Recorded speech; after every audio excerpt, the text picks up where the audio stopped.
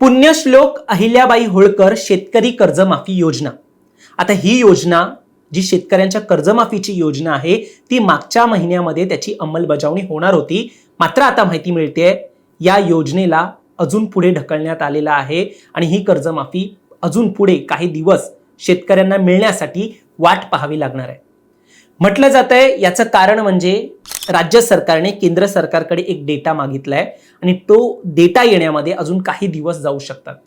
त्यामुळे नेमका हा डेटा काय आहे, त्याची अंमलबजावणी अजून पुढे किती दिवस जाऊ शकते हेच आपण या व्हिडिओच्या माध्यमातून जाणून घेतोय। नेमका विषय काय आहे हे आपण सांगण्यापूर्वी तुम्ही चॅनलवर नवीन आलाय तर लगेच सबस्क्राइब करा प्राईम टाइम महाराष्ट्राला, कारण असे घडामोडी अपडेट्स आम्ही नेहमी तुमच्यासाठी घेऊन येत असतो। माझं नाव ओमकार साळवी आणि या विषयाला आपण सुरुवातीपासून सुरू करूया। तर मिळालेल्या माहितीनुसार राज्य सरकारने केंद्राकडे इन्कम टॅक्स संदर्भात एक माहिती मागवलेली आहे। कोणते आणि किती शेतकरी हे आयकर भरतात ही माहिती केंद्र सरकारकडून मागवण्यात आलेली आहे, आयकर विभागाकडून मागवण्यात आलेली आहे आणि राज्य सरकारने ही माहिती मागवली आहे। म्हटलं जात आहे आता ही माहिती हाती येण्यासाठी अजून 5 ते 6 दिवस पुढे जाऊ शकतायत, अधिक लागू शकतायत। त्यामुळे ज्या सरकारने 30 जून पर्यंत कर्जमाफी करू असं आश्वासन दिलं होतं त्या आश्वासनाला अजून आठवड्याभराची वाट पाहावी लागते। या संपूर्ण विषयावरती आम्ही स्वतः जेव्हा विधान भवनामध्ये होतो तेव्हा कृषी मंत्री यांच्याशी संवाद साधलेला, त्यांनी तेव्हा काय आश्वासन दिलं होतं हे तुम्हीच पहा। टप्प्याने सुरू झालेले 30 जून पूर्वी माझ्या बहुतांश शेतकऱ्यांना कर्जमाफीचा लाभ दिला जाईल आणि ती रक्कम त्यांच्या खात्यामध्ये वर्ग केली जाईल। एकूण आता किती शेतकरी यामध्ये लाभदायक असतील? आता साधारणतः 56 लाख शेतकऱ्यांना याचा लाभ होईल आणि साधारणतः 36,000 कोटी रुपये यासाठी रक्कम लागेल। यामध्ये अजूनही बच्चू कडू हे आंदोलनावरती ठाम आहेत, त्यांच्या काही मागण्या आहेत या संपूर्ण बच्चू कडूंचा सुद्धा सल्ला घेतला जाईल, त्यातनं मार्ग एकत्रित चर्चा केली जाईल आणि यातनं मार्ग काढला जाईल। एकूण याची जी 50,000ची जी आपण मुदत हे ठेवलेली आहे रक्कम एक प्रोत्साहन निधी म्हणून, मग ती वाढवली जाईल का? ती मागणी पूर्ण होऊ शकते? त्या मदतीची बाबतीत मी तुम्हाला मागाशी म्हटलं ना, आता उपसमितीमध्ये आमची एकदा बैठक होईल आणि त्यातनं योग्य तो निर्णय घेईल, परंतु एवढं सांगतो की जास्तीत जास्त शेतकऱ्यांचं समाधान केलं जाईल। आता कृषी मंत्री यांनी हा संवाद जो आहे तो 24 जून रोजीच प्राईम टाइम बरोबर साधलेला आणि त्यांनी म्हटलेलं की 30 जून पूर्वी कर्जमाफीचा लाभ जो आहे तो शेतकऱ्यांना मिळेल। अगोदर म्हटलं गेलं की विधान परिषदेची निवडणूक आहे त्यामुळे त्याच्या अंमलबजावणीची घोषणा म्हणजे ही कर्जमाफीची घोषणा जी आहे ती लागू होते, कधीपासून लागू होते हे आम्ही सांगू शकत नाही कारण की निवडणूक होती आणि आता पुन्हा एकदा ही निवडणूक झालेली आहे। म्हटलं जात होतं की 30 जून पूर्वी हा लाभ मिळेल, मात्र आता देखील हे जे दिवस जे आहेत ते वाढत चाललेले आहेत। आता आयकर विभागाकडून हा डेटा जो आहे तो येईपर्यंत ही कर्जमाफी रखडलेली आहे।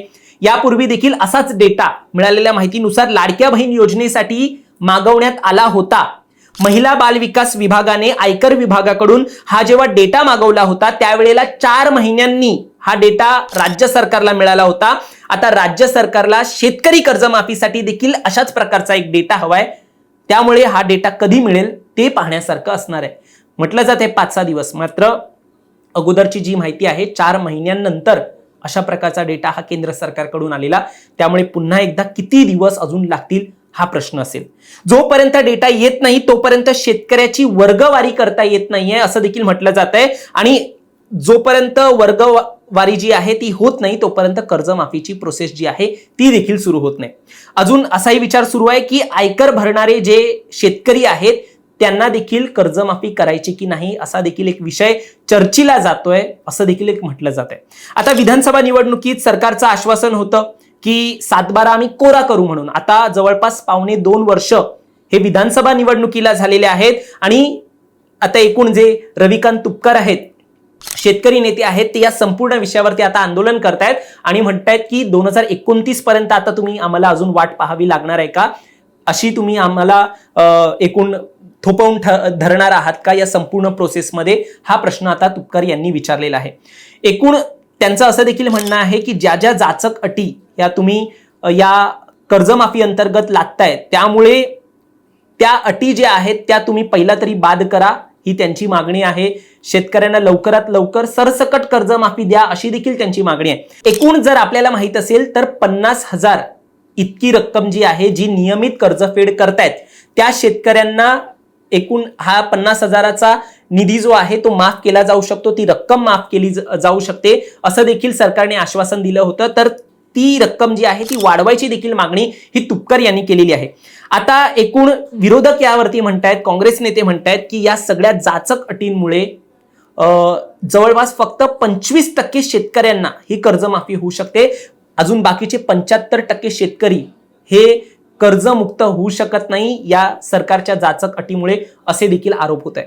आता या संपूर्ण प्रकरणामध्ये अजून किती दिवस शेतकऱ्यांना वाट पाहावी लागेल हे पाहण्यासारखं असेल. जी तारीख 30 जूनची होती ती अजून पुढे आलेली आहे.